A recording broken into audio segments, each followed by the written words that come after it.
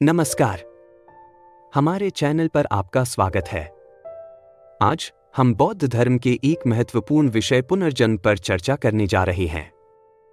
हम इसके सभी पहलुओं को सरलता के साथ समझाने का पूरा प्रयास करेंगे।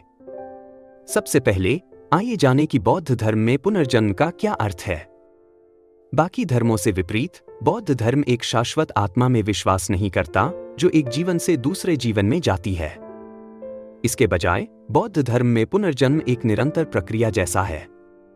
इसे ऐसे समझिए जैसे एक मोमबत्ती दूसरी मोमबत्ती को जलाती है। नई लौ बिल्कुल पुरानी जैसी नहीं होती, लेकिन वह पूरी तरह से अलग भी नहीं होती। अब आप सोच रहे होंगे, अगर कोई आत्मा नहीं है तो वास्तव में किसका पुनर्जन्म होता है? यह एक बड़ा सवाल है और अक्सर उन लोगों को भ्रमित करता है जो बौद्ध अवधारणाओं से परिचित नहीं है। बौद्ध धर्म में एक जीवन से दूसरे जीवन तक जो जारी रहता है वह एक निश्चित आत्मा नहीं है, बल्कि चेतना है। यह चेतना हमारे सभी कर्मों और अनुभवों के निशान को साथ ले जाती है, जिसे बौद्ध धर्म में कर्म कहा जाता है। बौद्ध धर्म में पुनर्जन्म को पूरी तरह से समझने के लिए कर्म की अवधारणा को समझना बहुत महत्वपूर्ण है। कर्म दंड या पुरस्कार के बारे में नहीं है। यह कारण और प्रभाव पर आधारित एक मुख्य सिद्धांत है। हम जो भी कार्य करते हैं, चाहे वह अच्छा हो या बुरा, हमारी चेतना पर एक निशान छोड़ता है।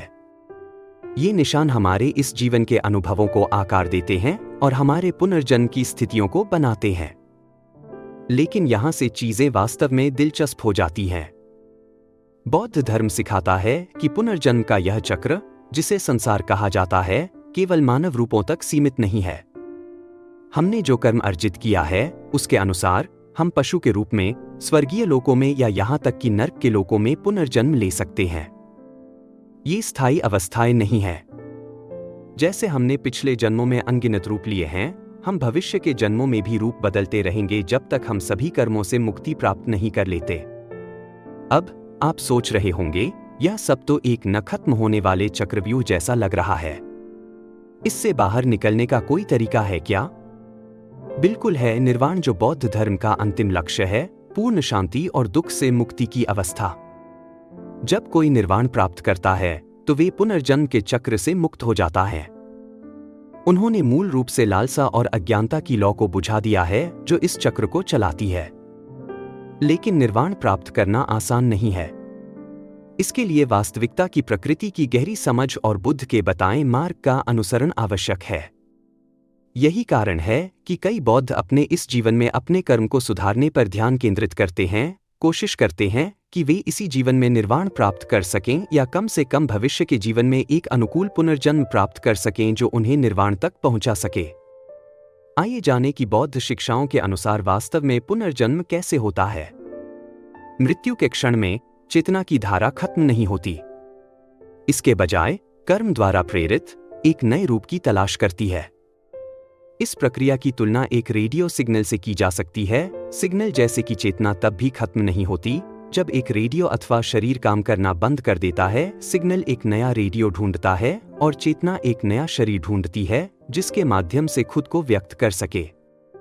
यह ध्यान देना महत्वपूर्ण है कि बौद्ध धर्म में इस प्रक्रिया को नियंत्रित करने वाला कोई सर्वशक्तिमान भगवान नहीं है। पुनर्जन्म को एक प्राकृतिक नियम के रूप में देखा जाता है, जैसे ग्रेविटी के नियम। चेतना वर्तमान शरीर के समाप्त होने पर नए शरीर में प्रवेश कर जाएगी। यह चक्र तब तक चलता रहेगा जब तक सभी कर्म समाप्त नहीं हो जाते। अब आप सोच रहे होंगे, अगर मुझे मेरा पिछला जन्म याद नहीं है तो मुझे कैसे पता चलेगा कि यह सच है? यही वह जगह है जहां बौद्ध धर्म में विश्वास और तर्क का मेल आता है। जबकि कुछ लोग मानते हैं कि पिछले जीवन की स्मृतियों तक पहुंचने के लिए हिप्नोथेरेपी जैसी तकनीकों का उपयोग किया जा सकता है, परंतु बौद्ध धर्म में केवल मेडिटेशन अथवा ध्यान के माध्यम से पिछले जन्म को जानने का वर्णन किया गया है। कुछ लोग जन्म के समय की स्पष्ट असमानताओं को पुनर्जन्म और कर्म के प्रमाण के रूप में देखते हैं। वे सवाल पूछते हैं कि कुछ लोग गरीबी में क्यों जन्म लेते हैं जबकि अन्य अमीरी में पैदा होते हैं? कुछ बच्चे बीमारियों के साथ क्यों पैदा होते हैं जबकि अन्य पूरी तरह से स्वस्थ होते हैं? क्यों जुड़वा, जो एक ही माता पिता और वातावरण साझा करते हैं, अक्सर बहुत अलग व्यक्तित्व और जीवन जीते हैं? याद रखें कि बौद्ध धर्म अनुयायियों को प्रश्न करने और जांच करने के लिए प्रोत्साहित करता है, न कि अंधविश्वास करने के लिए। स्वयं बुद्ध ने व्यक्तिगत जांच और अनुभव के महत्व पर जोर दिया। आइए एक सामान्य गलत धारणा को भी स्पष्ट करें। बौद्ध धर्म में पुनर्जन्म और हिंदू धर्म में पुनर्जन्म एक जैसा नहीं है।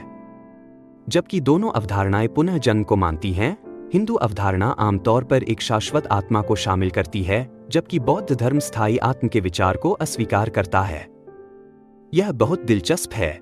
स्थायी आत्म से हमारा वास्तव में क्या मतलब है? क्या जिसे हम आत्मा कहते हैं वह केवल अनुभवों, मान्यताओं और यादों का संग्रह नहीं है जो हमारी व्यक्तित्व या अहंकार बनाता है? हम इसमें अपनी निजी उपलब्धियां और अन्य तत्व जोड़ सकते हैं, लेकिन क्या ये सब मूल रूप से यादें और अनुभव नहीं हैं? सोचिए, जब हम गहरी नींद में होते हैं या अगर किसी की याददाश्त चली जाती है, उस स्थायी आत्म की भावना कहाँ जाती है? तो पुनर्जन्म को समझने से बौद्ध लोग अपने जीवन को कैसे जीते हैं? कई लोगों के लिए यह उनके कार्यों में एक जिम्मेदारी की भावना पैदा करता है। अगर हमें पता है कि हमारे वर्तमान कार्य हमारे भविष्य के अनुभवों को आकार देंगे, तो हम नैतिकता से कार्य करने की अधिक कोशिश करेंगे। यह एक दीर्घकालिक दृष्टिकोण को भी बढ़ावा देता है। यह जीवन कई अस्तित्वों की एक लंबी श्रृंखला में केवल एक कड़ी के रूप में देखा जाता है। इसके अलावा बौद्ध धर्म में पुनर्जन्म की अवधारणा करुणा को प्रोत्साहित करती है। अगर हम सभी ने अनगिनत बार पुनर्जन्म लिया है, तो हर प्राणी ने किसी न किसी समय पर हमारी माँ, पिता, बच्चे या दोस्त का किरदार निभाया होगा। यह विचार सभी जीवित प्राणियों के साथ एक संबंध की भावना को बढ़ावा देता है। ध्यान रखें कि सभी बौद्ध पुनर्जन्म की व्याख्या एक ही तरीके से नहीं करते हैं। कुछ इसे एक वास्तविक सत्य के रूप में देखते हैं, जबकि अन्य इसे अधिक रूपक रूप में देखते हैं। कुछ आधुनिक बौद्ध यहाँ तक पूछते हैं कि क्या पुनर्जन्म में विश्वास करना बौद्ध धर्म का प्रभावी ढंग से अभ्यास करने के लिए आवश्यक है। बौद्ध धर्म के कई पहलुओं की तरह इसमें भी व्यक्तिगत व्याख्या और जांच की गुंजाइश है। तो बौद्ध धर्म में पुनर्जन्म एक अवधारणा है जो साधारण पुनर्जन्म से परे है। यह एक ऐसी प्रक्रिया है जिसे कर्म द्वारा संचालित किया जाता है, बिना एक स्थायी आत्म के जो एक जीवन से दूसरे जीवन में जाता है। पुनर्जन्म को समझना एक नैतिक जीवन के लिए प्रेरित कर सकता है, करुणा को बढ़ावा दे सकता है और एकल जीवनकाल से परे अस्तित्व की निरंतरता पर एक दृष्टिकोण प्रदान कर सकता है। हम आशा करते हैं कि बौद्ध धर्म में पुनर्जन्म की यह व्याख्या ज्ञानवर्धक रही है। याद रखें, ये गहन अवधारणाएं हैं जिन पर विद्वानों और साधकों ने हजारों वर्षों तक बहस की है। अगर आपके पास अभी भी प्रश्न हैं या कुछ पहलू रहस्यमय हैं, तो आत्मनिरीक्षण करें। समझने की यात्रा स्वयं में बौद्ध अभ्यास का एक मूल्यवान हिस्सा है। हमारे साथ जुड़ने के लिए धन्यवाद। अगर आपके पास कोई प्रश्न हैं, तो कृपया उन्हें टिप्पणियों में पूछें। हम उन्हें भविष्य के वीडियो या शॉर्ट्स में संबोधित करने की कोशिश करेंगे। लाइक और सब्सक्राइब करना न भूलें। नमो बुद्धाय।